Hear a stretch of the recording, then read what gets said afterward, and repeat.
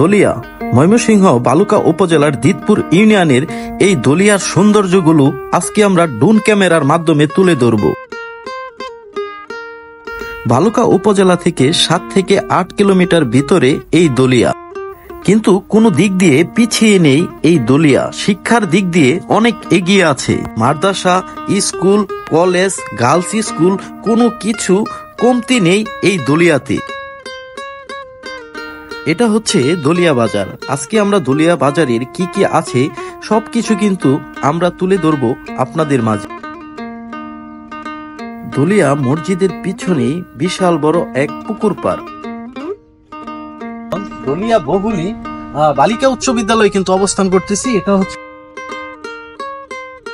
1978 সালে স্থাপিত হয়েছে দলিয়া বহুলী আজিমুন্নেসা বালিকা উচ্চ বিদ্যালয়। 2004 সালে পূর্ণ স্থাপিত হয়েছিল দলিয়া সরকারি প্রাথমিক বিদ্যালয়। আলহাজ নূর ইসলাম খান সেনার নামে 1949 সালে স্থাপিত দলিয়া বহুলী উচ্চ বিদ্যালয় এবং কলেজ। এই স্কুল কলেজের প্রতিষ্ঠাতা আব্দুল হেকিম খান লাল মিয়া। 1978 সালে স্থাপিত দলিয়া স্বাস্থ্য কেন্দ্র। 1986 সালে স্থাপিত ডাক্তার মুস্তাফিজ চক্ষু হসপিটাল।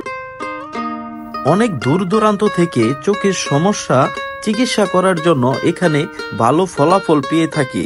আপনার পরিবারের যদি কারো চোখের সমস্যা হয়ে থাকে তাহলে আপনিও চলে আসতে পারেন এই দলিয়া চক্ষু হসপিটালে।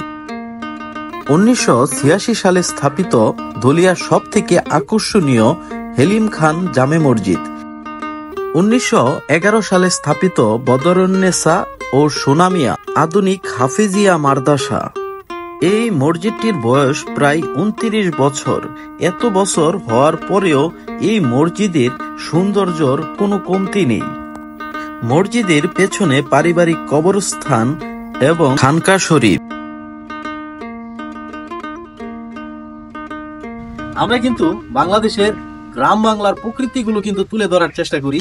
এখন আমরা অবস্থান করতেছি আমাদের ময়মনসিংহ বালুকা উপজেলার দলিয়াতে। দলিয়া এটা হলো দিতপুর ইউনিয়নের একটা অংশ।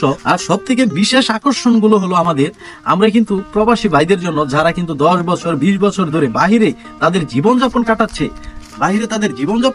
তাদের জন্য কিন্তু আমার প্রতিটা কিন্তু ভিডিও করা।